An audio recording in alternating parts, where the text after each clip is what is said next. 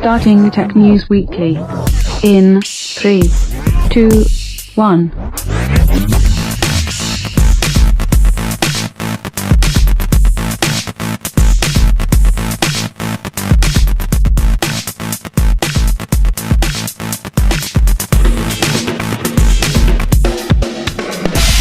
Hey everybody, welcome to Tech News Weekly. I'm Andrew Zan. Of course, I'm joined by John Bubb, as I am each and every week. How you doing, John? I'm doing okay. How about yourself? Doing good. You know, the summer's almost over. Yeah. I cannot Already believe it. almost the middle of August. The first week of August is done. I cannot believe that. I cannot believe how fast this has ended. I mean, the last thing I remember, it was May. It was my birthday.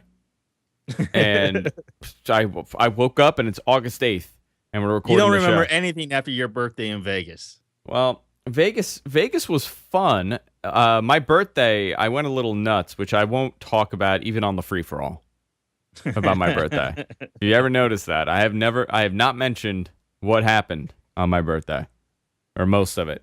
But I'm actually amazed, and I'm kind of glad that the summer's over. It gets really difficult to do these shows in the summer. One, it's crazy hot in here. Two, the news stories are kind of lacklustered when it comes to technology because everybody's away. So we have to kind of make something out of nothing. And that makes it very hard for us to continue doing, a good show. I don't know if you feel the same, John. Well, at least it's been a mild summer this year. I mean, Yeah. I remember last year, there were so many days in the 90s and in your studio was well over 100. This year has been a lot milder, in my opinion. Oh, there you go. That's the shot. Yeah, no, it's been very cool. It's been very cool, and it's been tolerable, so I have no excuse not to do a show. But a lot's happening, It was actually a very busy week when it comes to technology. A lot of stories, a lot of things happening. I want to go right into Justin TV. The reason why I want to go into it is because it kind of affects us, right? We've been a Justin TV content partner for 5 years now. We've had a very good relationship with them. They were a paying partner at one point, and they announced on Monday. Was it Monday or Wednesday? I think it was Wednesday. Maybe not. It was Wednesday. Or it was Tuesday. It's one of those days. No, you know what? Wasn't It was Monday. It wasn't Monday. It was Wednesday. That's what I said. Yeah, you're right. I got an email, and the email said, "We're canceling your Justin TV account." I'm like, "Oh no, what happened?" And they wrote this letter saying that they're canceling all the accounts, and we could apply to move over to Twitch. This whole process now of converting people over to Twitch accounts, but this is not going to happen. No, it's not happening. This is actually a bigger story than people think, because a lot of these companies started around the same time, and they never had any money. They never made money. They were relying on venture. Venture groups were funding these projects.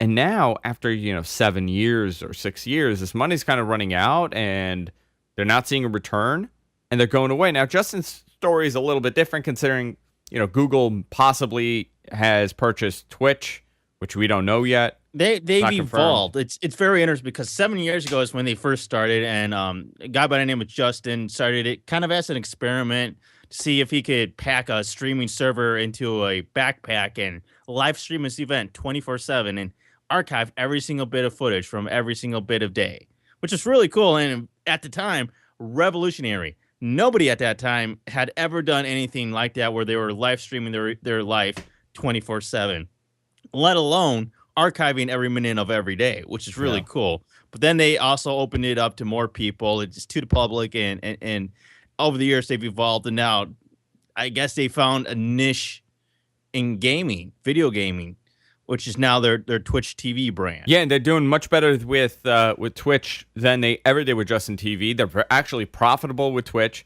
They have a much larger following, more mainstream crossover, more content partners, so they're doing much better with it. And there's no point in keeping Justin on the side because of legacy, because it's been there for a while. So they decided to can it.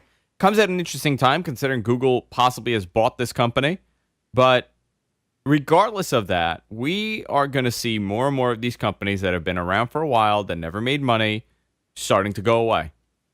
It's sad because some of these companies just have somewhat of a legacy. Justin TV had that live streaming thing, and the first streaming service to automatically archive anything that you stream. Yeah. That was so awesome in the day. And you also had Stickcam, which was also a very legendary streaming service that has now become defunct. Yeah. Stick'em and them were pretty much the first ones, and Ustream, obviously, Ustream's still around, but Ustream killed their pay-per-view business a couple weeks ago without saying anything. People don't even, they never realized that they killed it, and they were making some good money. They have New Japan Pro Wrestling funding their pay-per-views. They had paid concerts via pay-per-view. So they are also looking to go in a different direction, and there's also rumors that live stream is not doing too well either.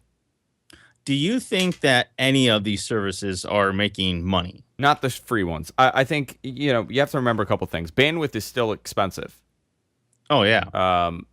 Bandwidth is, for video especially, still expensive. Yeah, it's gotten tremendously cheaper, but from what I was told by someone at Stick'em was that a lot of these companies locked in guaranteed prices, and it got to the point that nobody was really on top of it, and they could, I mean, let's say you were paying $100,000 a month for bandwidth, you could have dropped it down to $35,000, but nobody was taking control of it, nobody was on top of it. So, yes, it's expensive, but a lot of them were locked into deals to get, special pricing. That's awful. I mean, part of it is, I think, this day and age, HD video on the internet has become very reliable, where you can watch a video on YouTube or wherever and crystal clear HD, and it's perfectly fine. Most people don't have any issues. And it's not so much that being the problem these days, it's the cost to deliver that video, I think, is the bigger issue. And we need to find a way to make that cheaper, because even what Twit does and the amount of video and HD content that they have to deliver is just insane. I don't understand how people are making money doing this. Yeah. Oh, with the content delivery? Yeah. A lot of paid services are making money because they're smaller and they're able to kind of control it. But if you're a Ustream, I mean, your source of revenue, your main source of revenue is ads. And to be honest, I think the ads are just making you break even, and that's what I was told with Justin. Justin was breaking even with the ads. Should we be worried about Dailymotion and Ustream fading away at some point, going the way of Stickcam and Justin TV? Yes and no. You have to look at who's back in the company. So Dailymotion is 50% owned by Orange, which is a French cell provider. So I don't see, and they're very popular in Europe. I mean, very, very popular in Europe and outside of the United States. I mean, right now, I believe their Alexa ranking is, they have a 90 Alexa ranking. So they are much larger than what Justin TV was and what Stick'em was. So when you look at a company like this, you know what? They're making enough money with the ads. Even if they're making a little above breaking even, they're competing, and that's what helps them. When you look at a company like Ustream, which really they're not owned by a major company. The guy's been I know the owner. He's an independent guy. Obviously, there's venture money coming in, but they're not profiting either. So, yeah, I think we should be worried. I think we should be worried because at the end of the day, guess who's going to be in charge of all this? It's Google, because they could afford to lose the money. Yeah, that's what it really comes down to. Who could afford to lose the most? I think YouTube Live is very clunky at this stage. Oh no, you're absolutely right. They can't do. I mean, live. compared to something like Ustream or Dailymotion, even I think Dailymotion offers a better product than YouTube Live.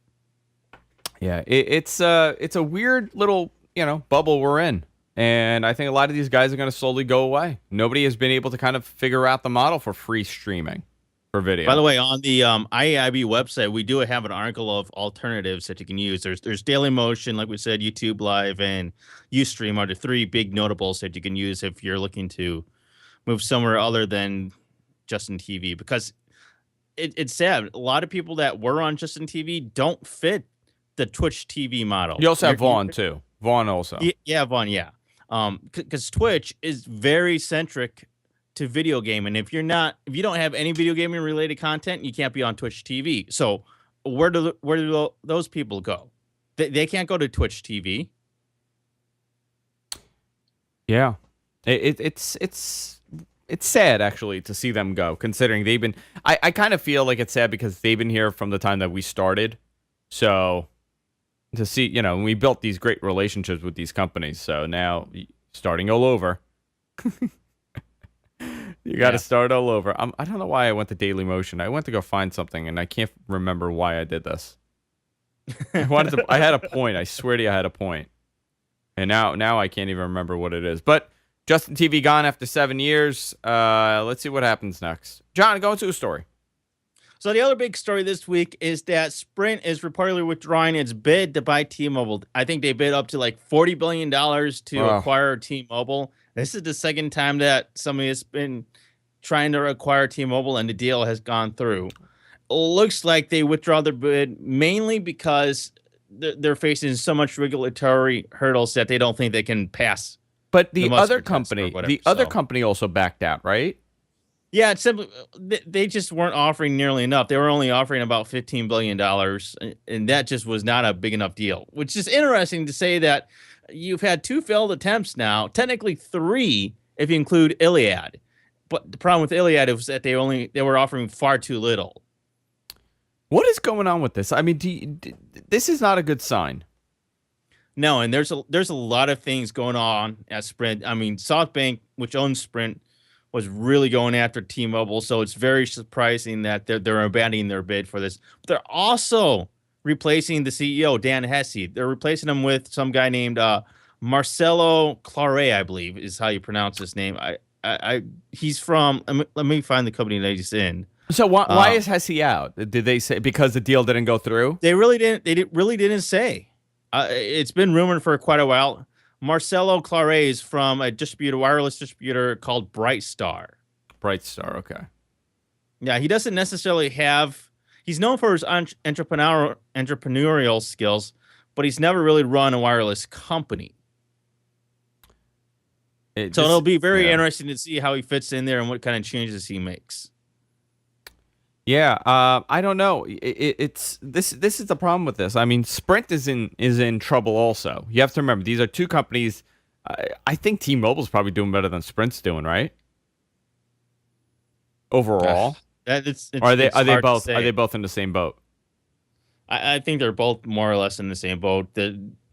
The reason that Sprint, I think, is ahead is because they have SoftBank backing them, and they're not ones to shy away from a fight or do what's necessary to survive. Yeah. Where T-Mobile has been wanting to get bought out for a number of years. Yeah, and you know what? T-Mobile, I was looking at their pricing because I'm looking for a prepaid plan and for like a secondary phone. And their pricing is great. Their packages are great. Just they don't have the reach. That's the only problem that T-Mobile has right now is that they don't have the reach that the other guys do. I think they have probably the most competitive prices out of any carrier here in the United States. The problem is that if you're another carrier here in the United States, you're not going to buy T-Mobile. You're just not going to pass all the regulatory crap. I mean, AT&T failed. Sprint abandoned their bid. So there's just no way that anybody that's in the wireless game. Is the problem that the regulators want to see 2 CDMAs and 2, GSMs rather than one controls the entire spectrum? I think that's part of it. I think they're just worried about making a larger company where it's just 3 instead of 4 major players nationwide.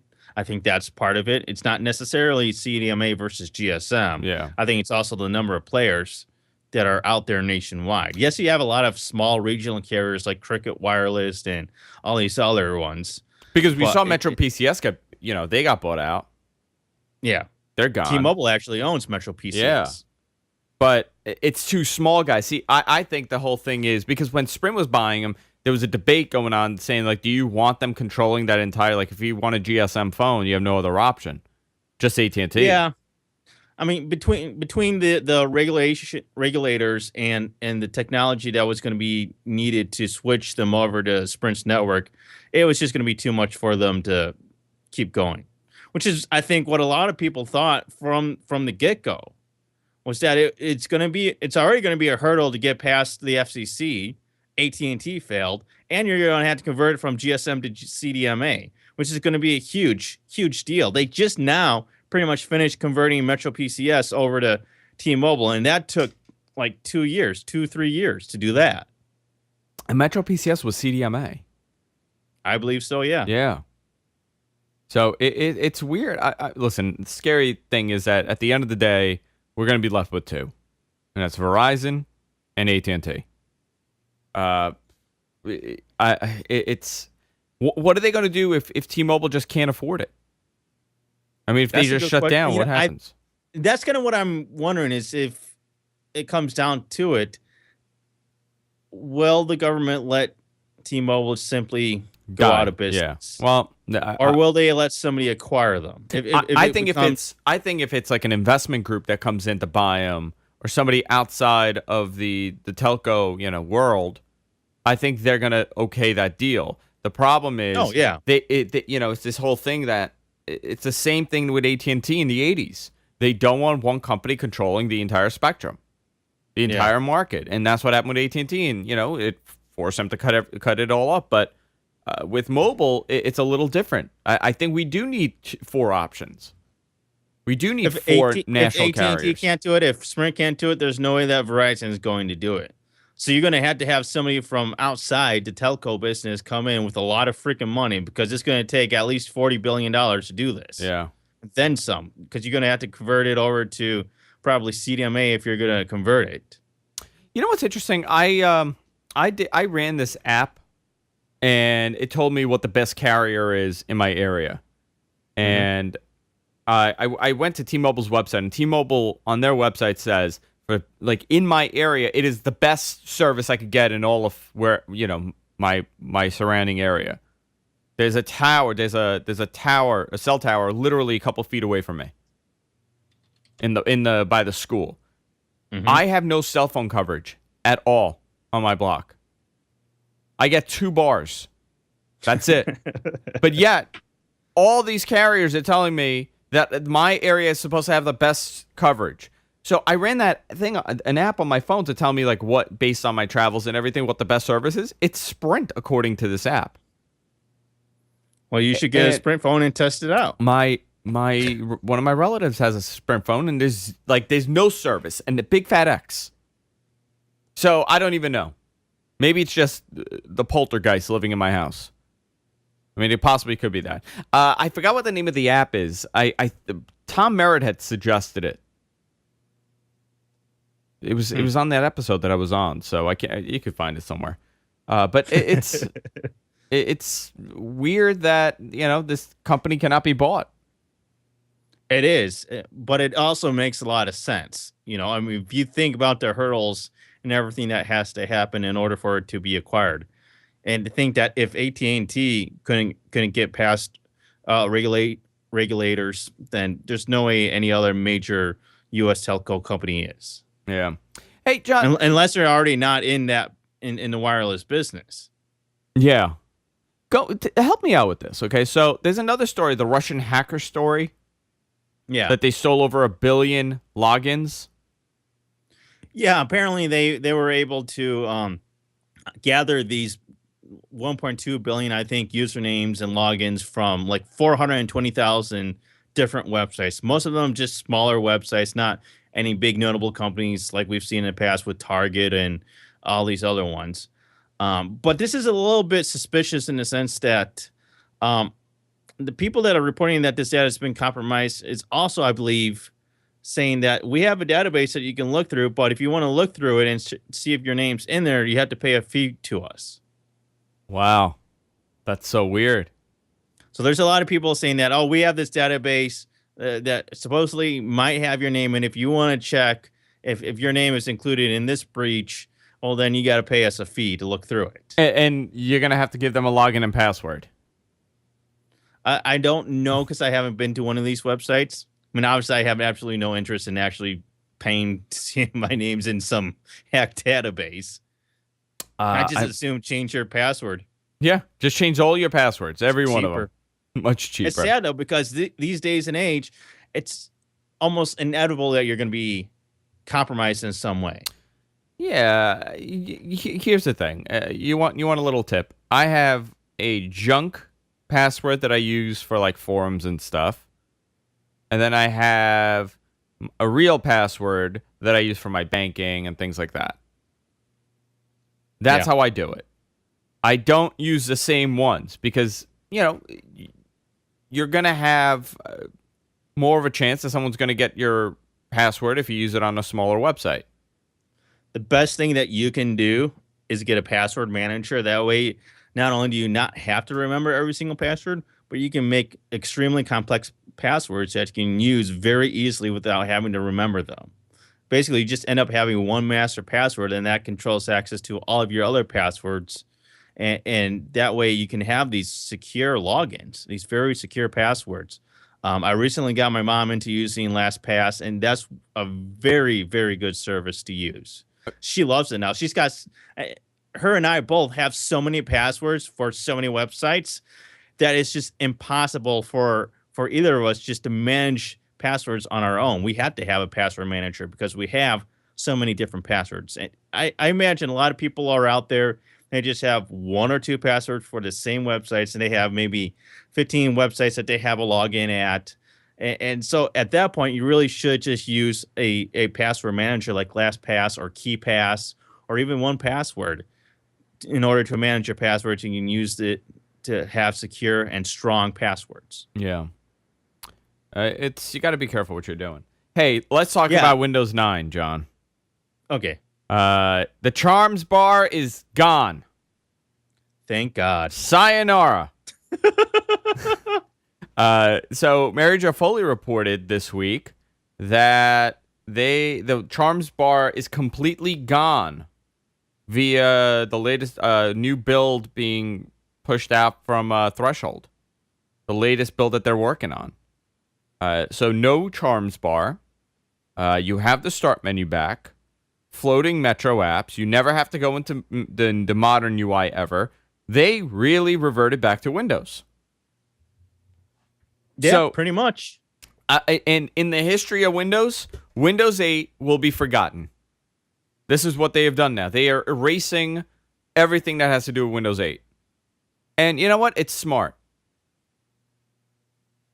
I think it's kind of smart. What do you think of this? Because I know you use Windows 8, and I know you're pretty critical of Windows 8, but...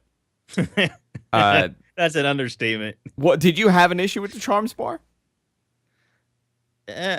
I didn't feel that it was easy to use, much like Windows 8, but it wasn't necessarily the functionality that I really disliked about it. It was more or less the name, Charms bar. I just found you hated the name idea. I hated the name, and it was just very odd because Charm bar, it does not really give you a clue as to what that freaking bar is and what it does. Yeah. Because what does it have on it? Like a settings thing? And you got the settings gear. You have, I think a search.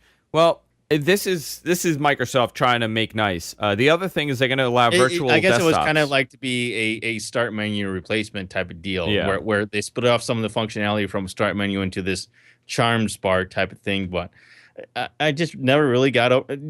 Whoever was in charge of making names for Windows 8 did a horrible freaking job. Metro UI, Charms bar, all modern these UI. weird names. It's the modern UI, not Metro. Whatever. It's just awful. So they're also going to be allowing you to do virtual desktop within Windows. Cool. Now, this is something that's been available for NT users for a long time. You could do it on the Mac for a while. And the next version is going to allow you to do multiple virtual desktops within. I think that's actually a nice little addition for a power user. Absolutely. Power user like myself, I'd love to have virtual desktop. This There's is something where I've wanted something like that. With the last release of Windows, with Windows 8, there was no information about features added, right? Like we saw, here's the new modern UI, here are the apps, here's the App Store, here's your email. But they didn't talk about any kind of features being added for desktop. There was virtually nothing added for desktop. They forgot about it. Now we're seeing wow, they're actually developing desktop like it's like an operating system. Like this feels like a real Windows. Like let's go back. Like XP, Vista, Windows 7. Windows 7, really, you didn't get any major feature changes. It was almost identical to what Vista was as far as feature goes.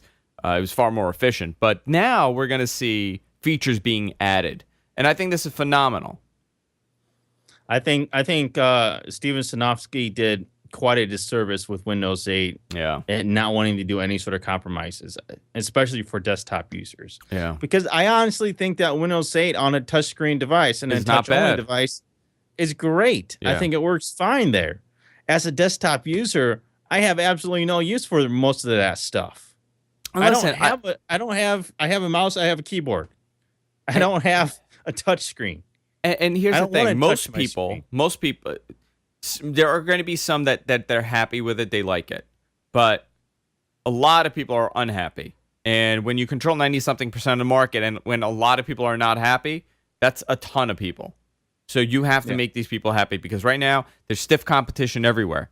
Your iPad is now your desktop for a lot of people. Your cell phone, it's competing with the cell phone, it's competing with tablets, it's competing with the iPad, it's competing with essentially a Chromebook. It's stiff now. I think part of it too is that they wanted to have this one thing fits all, and one thing does not fit all, because you use different devices for different purposes. Yeah, you use a tablet for certain things, you use your phone for certain things, and you use a desktop and a laptop for certain things. One size does not necessarily fit all for the tasks that you do on those devices. What I do on my phone and my tablet is generally much different than what I do on my desktop. On my desktop or my laptop, I'm going to be doing a lot of productivity stuff that I'm going to need those advanced features that they basically removed from Windows 8. All the stuff that I relied on and needed in order to be sufficient and expedient in Windows. I mean, even down to the fact that there are two versions of IE on Windows. You know what I mean? Yeah. And they don't function the same. There's issues with the Metro version. If you have Windows RT and you're running IE, you will not be able to watch our shows. I think they need to make more of a distinct difference between those two interfaces. I really do, because it's just so weird. In a way, to me, it just seems like you need to be one or the other, and they're trying to do both, and it just doesn't really work, in my opinion. Yeah. Oh, but by the way, Brian Monroe in our chat room also brings up Skype. Two different versions of Skype. It's just a weird thing. You know what? I'm glad. I'm happy that they made this mistake, because now, for Mac users, I don't think Apple's going to go in that direction. I don't think they're going to go into this one unified UI type thing. I think they'll make everything kind of look similar. They don't need to. But they realize that that's a big mistake, because it is a different user. Tablet users are different. You expect different things on a PC than you do on a tablet. I'm sorry. Right. And that's been one of my main arguments against Windows 8, is that there's just different expectations between those devices. Yeah. Plain and simple. There's just no argument against it, in my opinion. I mean, you can kind of get to do something like Windows 8, and it'll work fine for some people, but for other people like me and you that do a whole bunch of other stuff, just not going to work. Yeah. I'm very excited that they're making these changes. And thank God they're finally paying attention to desktop users and making the changes. I mean, they made some great changes in Windows 8, don't get me wrong, but they left out a lot of stuff for desktop users. And it seems like they're finally making it up now. Here's the other thing. You always used to hear about the performance gains from operating system to operating system. You did not hear that about Windows 8. They forgot about that, about the performance gains. They totally ignore the fact that there is a 10% performance gain, and it's always a 10% from the operating system. But it was a very, very disappointing release for me. I'm not a big fan of it. John, I want to talk about, since we were talking about Apple, let's talk about this. September 9th is the possible date for the iPhone announcement. All Things D is reporting that the current plan is for a 4.7-inch phone and a 5.5-inch version of the phone to be also released. Now, I just bought a 5.5-inch phone. This one is a 5.2-inch. I just ordered the OnePlus One, and thanks to you, actually, you hooked me up with an invite code. You knew someone with an invite code. Yeah, big thanks to my friend Damon Chandler, who I've been friends with for a few years now. He happened to have one, and I said, "You won one." So, It congratulations. was a little late, and I saw that he tweeted that because you retweeted with me in there, and I was like, Yeah. oh God, I'm like, am I about to give my information to like some stranger in like Russia that's gonna take all my information? Because he was like, here's the code, just put it in this URL, and I'm like checking the URL and I'm looking if it's the same one. I'm like, because I was really standoffish at first. I was like, why is this guy giving it to me? What does he want out of this? But he's a really nice guy, and he just gave me the code, and he told me we were chatting it up a little bit on that day. So big thank you to him. I can't wait to hear your review of it. So it's coming tomorrow. Sweet. Yeah. So next week we'll have an idea of what you think of it. Yeah. So when I ordered it, it was $13 for the shipping, and I thought that was a standard shipping, but apparently it was 2-day shipping. Okay. So I should have it tomorrow, according to, but it's shipped via USPS, which I hate. Yeah. I absolutely hate it, but apparently it's coming tomorrow, so that's awesome. So I'll have it tomorrow, and I'll get at least a week before I actually do the review on the show. So that'll be good. It looks like an amazing phone. If you guys want to see it, I'll pull it up now. There it is. It's a really beautiful, really pretty phone. The only thing I'm disappointed to learn is that there are a lot of pictures of this phone with the back plate off, and you see the battery. I thought the battery was replaceable, but it's not, apparently. Oh. It is not a replaceable battery. But they are calling it the flagship killer because the thing is spec'd out. I mean, it is crazy specs on this thing. It's the most advanced. It's running a Cyanogen mod, right? Yes, running Cyanogen. That's cool. It's a special version of Cyanogen made for this. So you're getting the cleanest, purest, Android experience that you possibly could get other than a Nexus phone. Snapdragon 801 CPU, so it's the latest Snapdragon processor. I believe this is a Snapdragon 800, so it's a newer processor than this. 3 gigs of RAM, which I have not seen on a lot of phones. Most of them are 2 gigs of RAM, 5.5-inch screen, 3100 milliamp battery. It's a 6-lens camera. I don't know what that means. It could mean a whole lot of nothing, or it could be a great camera. It's a Sony camera, and it's LTE, obviously. So I am very excited about this phone. Very, very excited.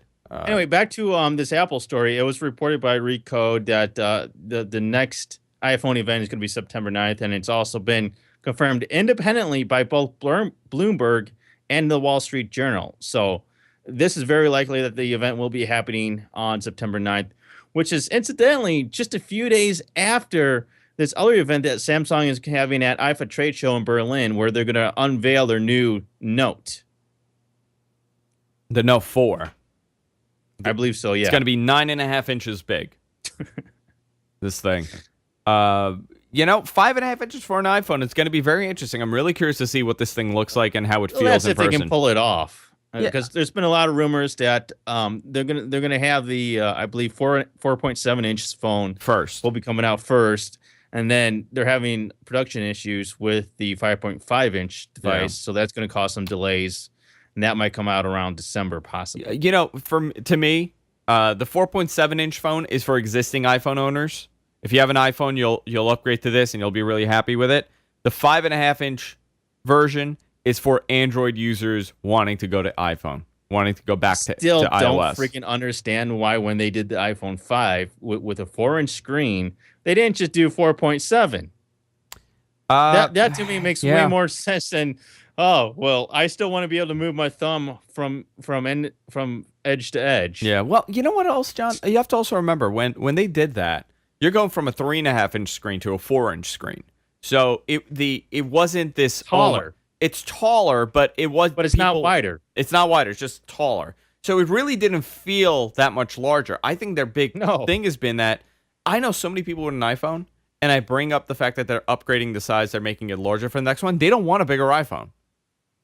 That's just a lot of people don't want a bigger screen. They go, no, I don't want a bigger screen. I don't want it to be too big. I don't want it to be too big. So I think that fear was in there, or it could have been production issues. But this one is going to be 4.7 inch. I think that's a phenomenal size, especially for an iPhone user that has never had an Android phone. For me, it's still too small. This is 5.2 inches, so it's going to be smaller than this. And the 5.5 inch is in my opinion, to bring back former iOS users that are now on an Android device. Possibly, yeah. It'll be interesting to see how these devices come out. Yeah, maybe one's going to come out. What did they say for the release? It'll be October, and then the other one will be November. November, probably December. Yeah. It might be enough for a lot of people to go back to iOS, because I know a lot of people on Android and they hate it. They absolutely hate it. They have no interest to. I'm still undecided as to whether I would go with a 4.7-inch phone or actually wait for a 5.5-inch phone.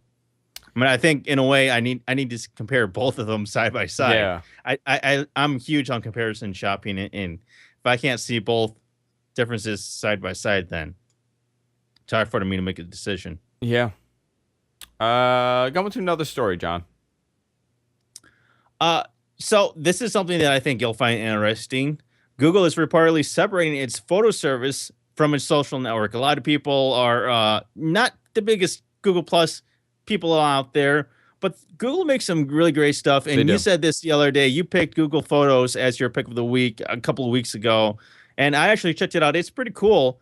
So I'm excited that it looks like they're going to be separating their photo service from Google Plus, which is really interesting. This is being reported by Bloomberg.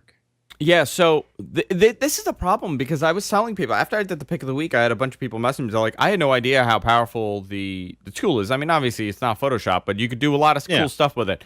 And it's buried within Google. I mean, it's buried within Plus, and I feel the same thing for Hangouts. It's buried within this feature, this website that nobody really goes to. Everybody's part of it, but let me go to Google Plus, actually.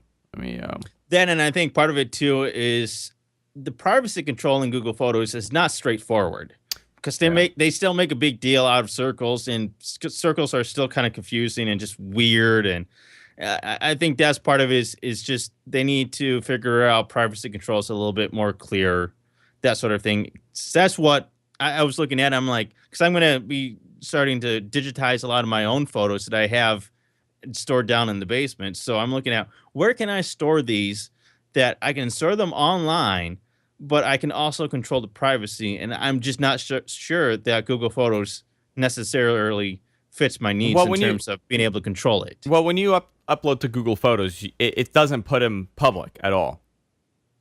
I've had to do it in the past, though. You've had to what? Make it public? I've had stuff uploaded as public. I don't know. It's confusing when you upload that stuff. Is it going to be public? And yeah. You have to be careful what you're making public, but for the most part, they are they're really good. I mean, it works really well. So I do think it's a good idea for them to split it, because a lot of people have no idea, and a lot of people, like you said, they worry that they're uploading it to Google Plus, so it's going to be available on Google Plus, and that's not the case at all. So we'll see what happens. John, time for picks. Okay. Time for picks of the week. This is a part of the show where we talk about the product, a website, whatever comes to mind, whatever we like that week, and we talk about it. John, why don't you go first? So my pick of the week is a website called The Wirecutter. It's a website that I've started using for finding out what new technological devices are the best. Because a lot of times people are like, well, what's the best this? What's the best that? Well, The Wirecutter specializes in those lists. And they spend a lot of freaking time figuring out just exactly what is the best out there.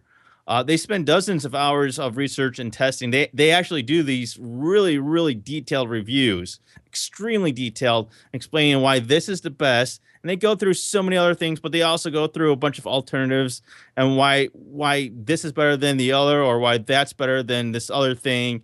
And it's really cool. You can see here just how lengthy and how detailed their reviews are of devices and why certain things are better than the other. It's really cool. They have lists such as the best headphones, the best TVs, the best projectors, but they also have some sister sites too called the Sweet Home, which is really cool, which is all about home stuff.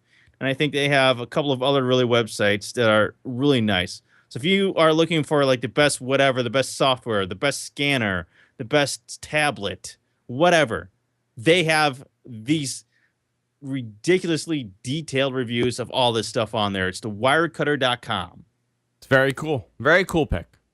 My pick this week is a modification for the LG G2, G Pro 2, and the G3. So I have an LG G2 here, and one of my biggest complaints about the phone was that the camera is awful. I mean, it's not the camera itself, but it's the software that controls the camera. So whatever driver that they're using was really poorly done. Even with the latest update, it's still really bad. So I started doing some homework on this thing, and I found that on XDA, there is a hack. Somebody made a mod for the camera, and it's called XCam LG. That's the name of it, I guess. And it has a modification where you just install it, so it's actually now packed for the latest version, so you could just drag it on via whatever you want to get it on the phone, and you could just install it. It's an application. And it gives you so much better control. It's a much smarter driver. The camera actually is phenomenal. I mean, I have no issues at all with this thing. There was a white balance problem that they fixed. There was an auto exposure problem that they fixed. So it's some guy that just happened to play around with this, and he knows how this stuff works, and he fixed the problem for this camera, which is amazing to me. That's cool. Yeah. So we'll put a link. It's called XCam LG. The latest version is version 5, and it's available on XDA, xda-developers.com. We'll have a link to it on our website, and you could try it out. If you have the phone, you could try it out. But I've been using it for a while now because I had the older version, and with every update, it gets even better and better. But they've made this phone. My biggest problem has been, I'm going to take a picture right now. My biggest problem has been that there was a lot of latency and there was a lot of lag when you would go to take a picture. So you couldn't actually, it was just bouncing around. It was almost like, when you make the exposure really bright and the frame rate gets all whacked? Yeah. That's what it was like. And it would do, and even if the room wasn't too dark, so it was doing like this auto exposure thing. Now with this, it's unbelievable. I mean, it really works well. And that's my pick of the week. Awesome. Not bad. Not like bad. That.